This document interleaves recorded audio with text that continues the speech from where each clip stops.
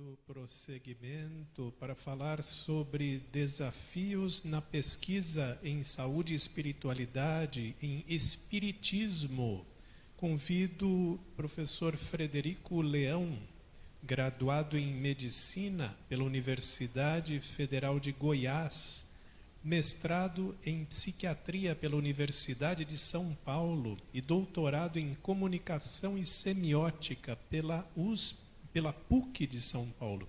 Atualmente é médico do Instituto de Psiquiatria do HC, Faculdade de Medicina da USP, coordenador do PROSER, Programa de Saúde, Espiritualidade e Religiosidade do Instituto de Psiquiatria do HC, da Faculdade de Medicina da USP, diretor técnico das Casas André Luiz, CEM-LCAO, superintendente da Associação Mantenedora João Evangelista, professor Frederico Leão. Obrigado.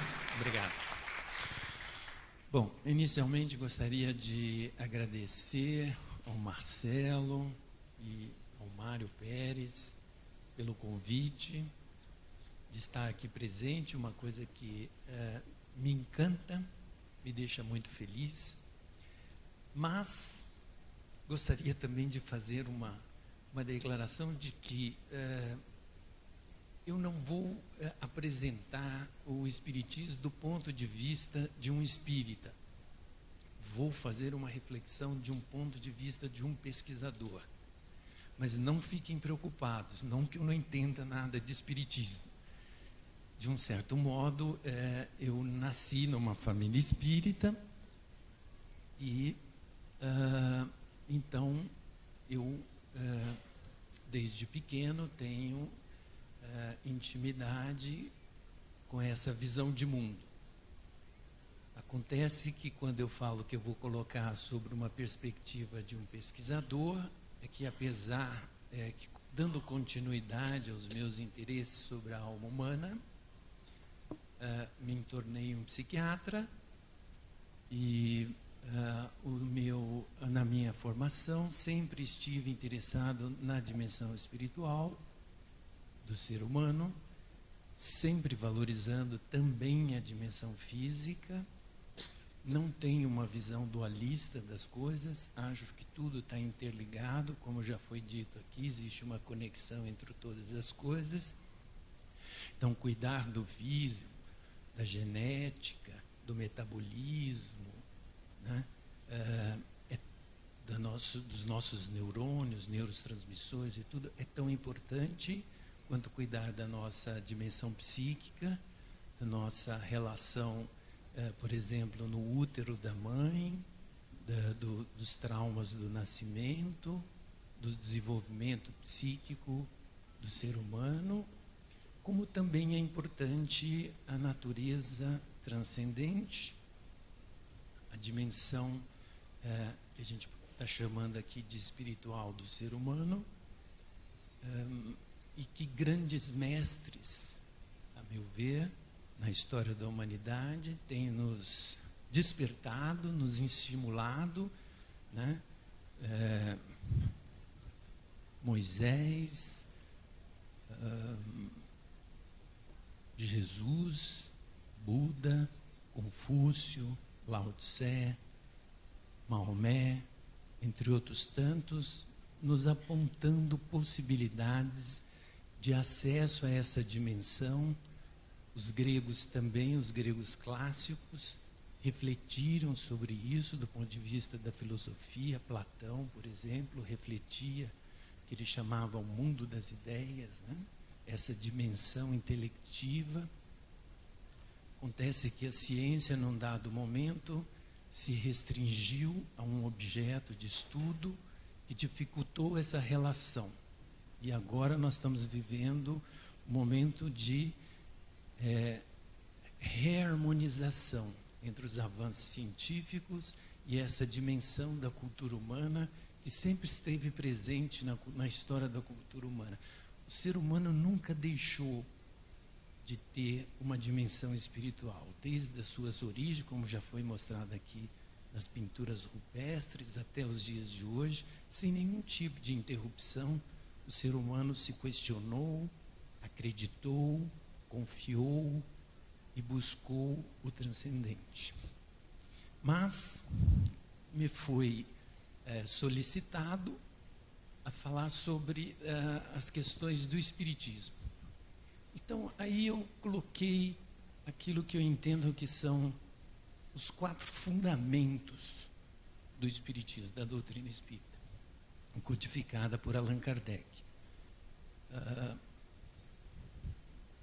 O espiritismo ele tem uma história de lidar com questões, como eu disse, que são milenares. Não começam com Kardec. O primeiro fundamento é a existência do espírito. O que é a existência do espírito? É que algo em nós continua após as transformações que o nosso corpo sofre. A isso chamamos de espírito. O segundo fundamento é que esse espírito ele pode se comunicar, né? A isso chama-se mediunidade. O terceiro fundamento é de que ele pode habitar novos corpos. Isso chama-se reencarnação. E o quarto é a pluralidade das existências, que é a possibilidade de habitar outros lugares, né? Como dizia o Cristo, há muitas moradas na casa de meu Pai. Então, do ponto de vista espírita, toda a pesquisa, e aí eu entro com o meu viés científico, vai ser estudar um desses 4 fundamentos, né? Então, a pesquisa vai ser, o espírito existe ou não existe? Como que a ciência pode demonstrar a evidência científica da existência do espírito? 2. É possível essa comunicação? Como ela se dá? Quais são os seus mecanismos? Que impacto isso tem nas nossas vidas? A reencarnação pode ser demonstrada cientificamente? E a comunicação com outros seres, né? Então, todas as pesquisas eu vou tentar discutir com vocês e apresentar algumas reflexões, mais do que pesquisas propriamente, estão em cima desses fundamentos, né, de tentar olhar do ponto de vista científico. Como que a ciência vê essas questões? Opa, acho que apertei alguma coisa errada. Bom, do ponto de vista científico, eu vou começar a falar da questão propriamente da mediunidade. Do ponto de vista científico, a mediunidade ela tem a ver com estados alterados de consciência. E esses estados alterados de consciência, eles podem ser vistos sob 3 aspectos. Um aspecto, e isso ficou muito intenso no final do século XIX, lembrando que eu estou fazendo um enfoque puramente científico, mas eu peguei um ponto ali que era o ponto onde Kardec entra com a codificação, não onde começa o espiritismo, que o espiritismo já existia, mas onde Kardec entra com a codificação. Naquela época já existiam alguns pesquisadores que entendiam esses estados alterados de consciência, que hoje a gente acaba chamando também de experiências anômalas. Eu até deixo um livro aí que chama Variedade da Experiência Anômala, que faz uma coletânea histórica do ponto de vista científico desses estados. Então a ciência tenta qualificar essas experiências como degenerativas, ou seja, aqueles sujeitos que estavam com estados alterados de consciência, na realidade estavam produzindo um transtorno de mente. Uma outra visão é de que esses estados alterados de consciência poderia ser uma expansão da consciência. Ou seja, além dos estados já conhecidos, como por exemplo sono, vigília, estado desperto, estado obnubilado, sono profundo, estados oníricos, coma e tudo, existiam alguns outros estados de capacidades psíquicas que ainda não eram conhecidos e não explorados. E, por fim, a hipótese da mediunidade, que, de fato, esses estados eram estados que propiciavam a comunicação com indivíduos já mortos, né? Muito bem. Que tipos de experiências são essas? A primeira são experiências chamadas de psi, que é a telepatia, precognição, clarevidência, psicocinese, que está dentro da dimensão de achar que são estados de capacidades mentais que ainda pouco explorada, pouco desenvolvida. Esses estados de mente, eles são vistos assim, como de todos os seres humanos, né? Então, tanto quanto na visão degenerativa, qualquer mente humana, né, pode se degenerar, pode se desequilibrar, pode sair do seu eixo, né? Do ponto de vista da expansão de habilidades psíquicas, todos os humanos também. E não só os humanos, mas vamos nos focar aqui nos humanos. Do ponto de vista da mediunidade também, não é um atributo especial de determinados humanos, um atributo de todos os humanos. E o que nos diferencia nesse atributo? Para vocês entenderem melhor, talvez um exemplo. Vamos fazer uma analogia entre a experiência com estados alterados de consciência e a relação com esse mundo invisível e a experiência com a música. Na música, a gente pode ser um mero ouvinte que entende muito superficialmente. A gente pode ser uma pessoa que aprende a compreender a música mais profundamente e ter um ouvido de escutar, então, uma música de uma forma mais profunda. A gente pode aprender a tocar um instrumento musical. E a gente pode aprender a compor música, intuir. Então, são diferentes níveis, né? Nos estados alterados de consciência também. Então, um músico que é capaz de compor, ele não é um ser supradotado em relação ao que mal sabe ouvir. São mesmos indivíduos que têm experiências de desenvolvimento e de treinamento diferente. Então, a experiência tanto do desequilíbrio, quanto do desenvolvimento de habilidades psíquicas, quanto do desenvolvimento da mediunidade, segue esse mesmo sentido. São possibilidades da mente humana. Qualquer nó de um de nós pode adoecer, né? Inclusive psiquicamente, inclusive os psiquiatras, né? Porque às vezes o sujeito é psiquiatra e ficou lá daquele jeito. Pode, porque ele tem uma mente humana. E como já dizia grandes pensadores, tudo que há numa mente humana há em todas. O que muda é a intensidade, duração e frequência, né? Então, todos nós somos capazes de adoecer, somos capazes de desenvolver e de ter habilidades dessa natureza. Muito bem. As experiências alucinatórias são outro tipo de experiências que estão dentro desse conjunto que eu falei, que é uma alucinação. É eu perceber um objeto quando não tem um objeto. A nossa mente pode produzir esse tipo de coisa, né? Por exemplo, para vocês terem uma ideia, na experiência onírica acontece isso, né? A gente vê ali objetos que não estão ali fisicamente presentes, mas a gente vê e se relaciona com eles. Experiências fora do corpo também são experiências estudadas, possíveis dentro da capacidade humana. Existe, e quando eu falo em estudo, o estudo ele se dá desde o ponto de vista de entrevista, né, onde você escuta o que o sujeito tem para contar, até do ponto de vista de mapeamento do seu cérebro, e alguns estudos também pesquisando substâncias químicas.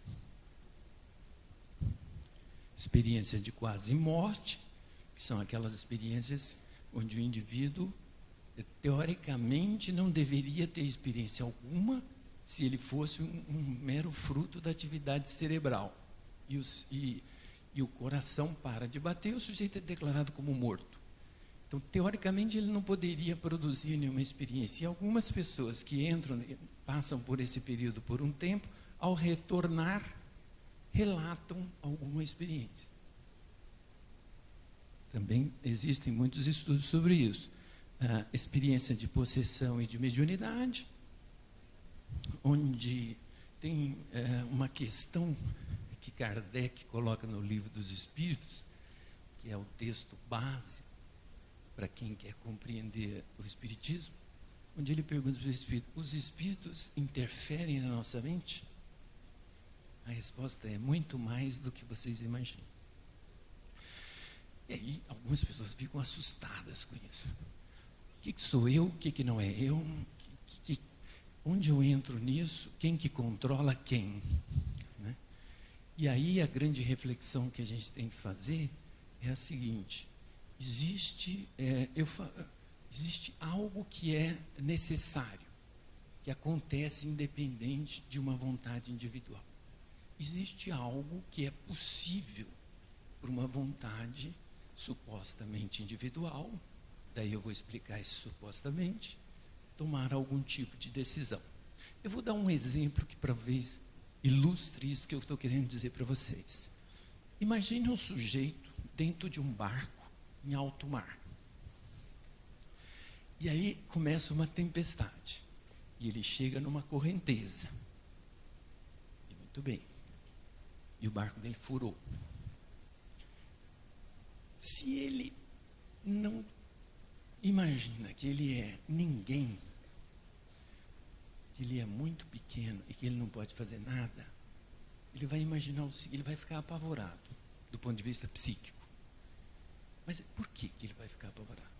Porque as forças da maré, a força da tempestade, o barco afundando, são forças tão mais poderosas do que ele.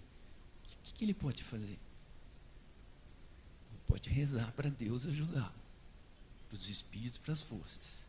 E pode também ser um sujeito que sabe navegar. Lembra daquela historinha do sujeito na relação com a música? Se ele for um sujeito que aprende a navegar, o que ele faz? Ele está sob o efeito da correnteza, da tempestade, de tudo isso, mas ele assume uma direção e um sentido, ele assume uma responsabilidade, ele arruma o barquinho dele e usa da tecnologia que ele aprendeu, usa do conhecimento, que é uma das coisas mais, é um dos atributos que a gente dá à divindade, né? Que é o conhecer as coisas e que a mente humana é capaz de desenvolver, e navega. E aí ele não tem tanto medo, ele equilibra o medo. E saúde e doença tem a ver com isso, tem a ver com a gente saber o equilíbrio das coisas. Existe um ditadozinho indiano que diz o seguinte: doença, ter doença ou não ter doença, depende de ter hábitos saudáveis de vida. Alimentação saudável, exercícios físicos regulares, atividades intelectuais, atividades espirituais, quer seja cultivar pensamentos positivos, meditar, orar. E agora, saúde propriamente tem a ver com a compreensão da natureza espiritual do ser humano. Então, tem a ver com ter esse conhecimento. Se eu tenho esse conhecimento, eu saio daquele foco de achar que não teria que existir coisas negativas no mundo. Eu entro para o foco de saber como navegar no meio disso tudo, como compreender a conexão disso tudo. E é que faz um navegador. Ele não acha que não deveria ter tempestade, ou mar, ou barco. Não, ele quer que tudo isso exista para que ele possa ter uma experiência de navegação. Então essa é a noção, né?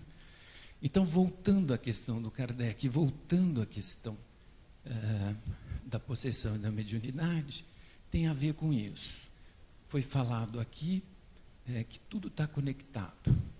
Muito bem, se tudo está conectado, não tem que ter medo em tudo que, enquanto os espíritos ou quantas forças benignas ou malignas estão conectadas comigo.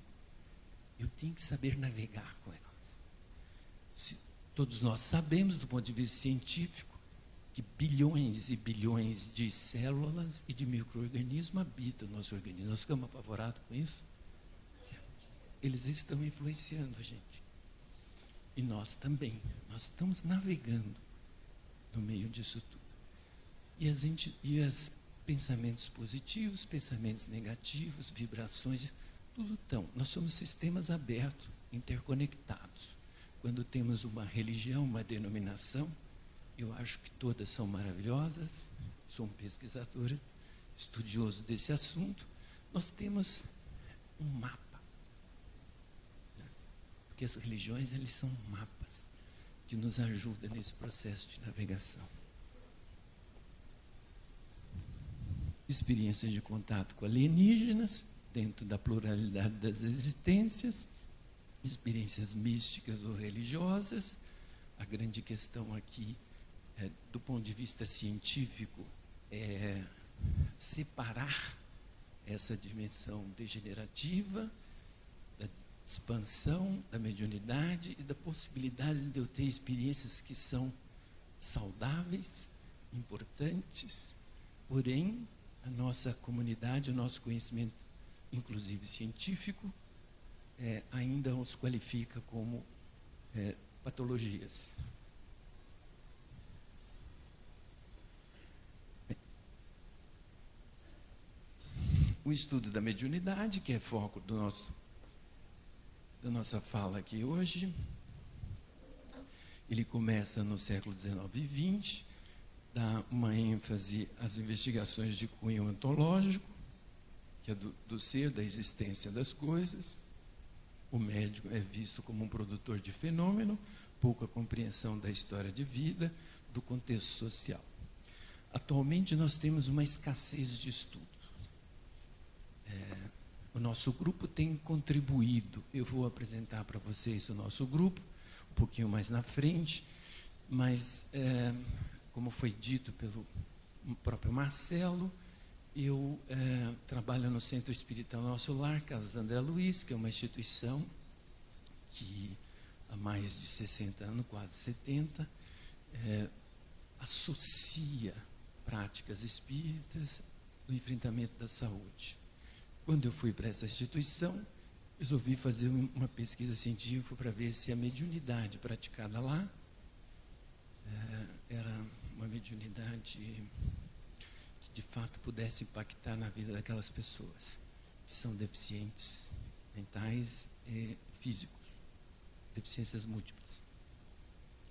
Foi um trabalho de meu mestrado, no Instituto de Psiquiatria da USP, onde mostrou-se, ao avaliar 650 pacientes, evidências de que havia benefício, tanto do ponto de vista no comportamento, quanto no desenvolvimento da ciência, no desenvolvimento da clínica do paciente. No desenvolvimento da ciência, porque foi uma contribuição nesse sentido. Mas atualmente existem poucos estudos, existem alguns estudos feitos que tentam mostrar. Lá no Instituto de Psiquiatria, por exemplo, houveram 2 estudos, o do Negro e do Alexander, que mostraram evidência científica de que o médium não tem transtorno psiquiátrico. São quadros diferentes.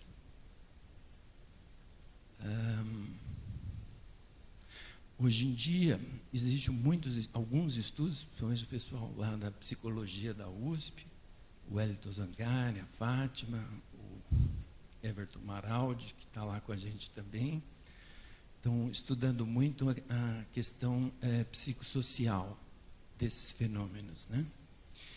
existem algumas pesquisas clínicas que buscam uma maior compreensão entre fronteiras de mediunidade e psicopatologia e aplicação clínica disso, né, como eu já mencionei.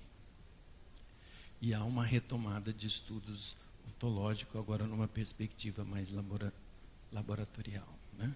Aqui, historicamente, alguns pesquisadores, o Frederico Myers, William James e o Joseph Henning, são pessoas que se dedicaram e tinham muita credibilidade científica e deram os primeiros passos para ver isso dentro de uma perspectiva científica. A medicina lida com o conceito, e a psiquiatria em particular, com o conceito de transtorno de dissociação, que é um termo usado para definir uma série de experiências patológicas ou não, de alteração de identidade, ou seja, o indivíduo ele tem uma perda dessa identidade do eu, que é muito comum em pacientes que estão em estados alterados, estados mediúnicos, estados meditativos, eles podem ter essa experiência de perda dessa identidade, né? E por isso que é muito comum em estados meditativos, por exemplo, o indivíduo relatar que percebe essa conexão, né? Inclusive, em algumas culturas, inclusive religiosa, percebem que ao ficar muito identificado com esse eu, cria-se uma restrição e um limite, que é um pouco dessa coisa de a relação entre o finito e o infinito, né? Os limites, né, do nosso corpo, da nossa alma, do nosso pensar, do nosso sentir, que na realidade não é assim tão definido, tão preciso quanto a gente imagina, né? Por exemplo, ao inspirar, eu ponho oxigênio. Ao expirar, eu ponho um gás carbônico para fora. Essa é uma forma de ver, restrita e limitada. Eu posso olhar assim, ao inspirar, eu inspiro prana. E esse prana me transforma. E eu o transformo. E eu devolvo ao expirar uma energia espiritual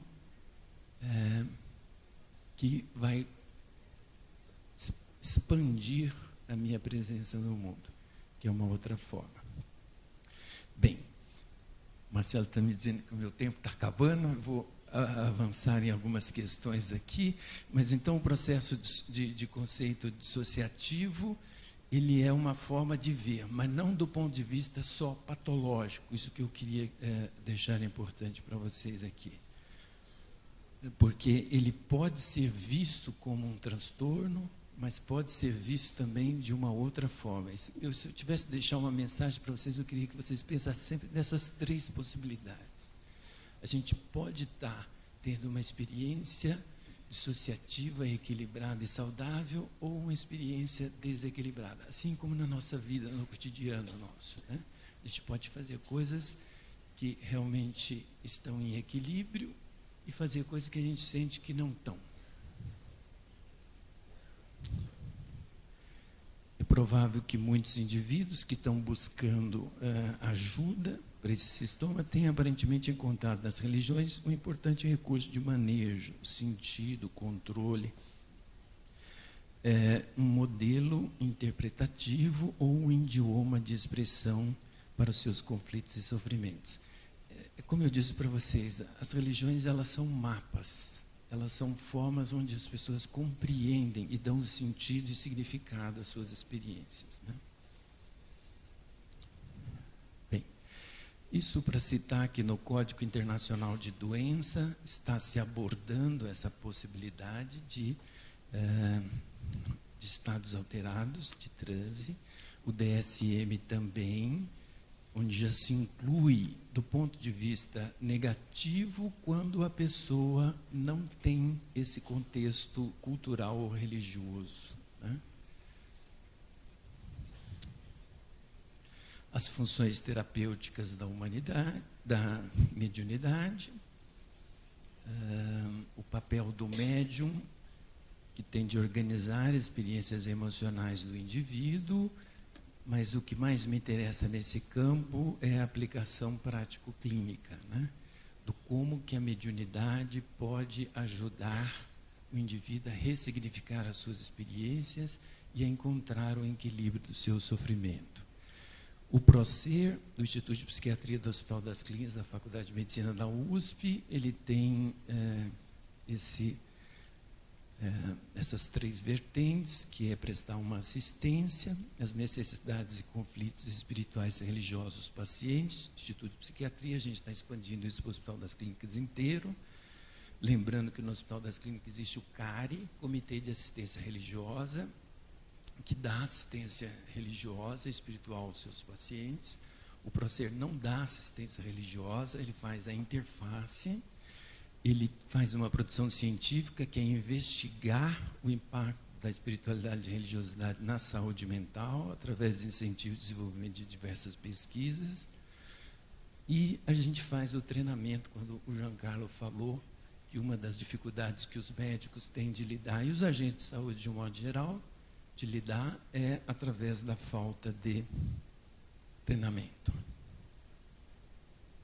Então, esse é um exemplo de um estudo, mas o tempo acabou. Isso aqui é só para falar de alguns instrumentos. De qualquer forma, eu quero muito agradecer essa oportunidade, dizer para vocês que todos estão convidados, eventualmente, a procurar no Instituto de Psiquiatria o nosso programa. A gente oferece diversos cursos. Aqui na plateia, inclusive, tem vários membros do PROCER, que são pesquisadores e produtores de conhecimento nessa área. Quero agradecer a presença de todos.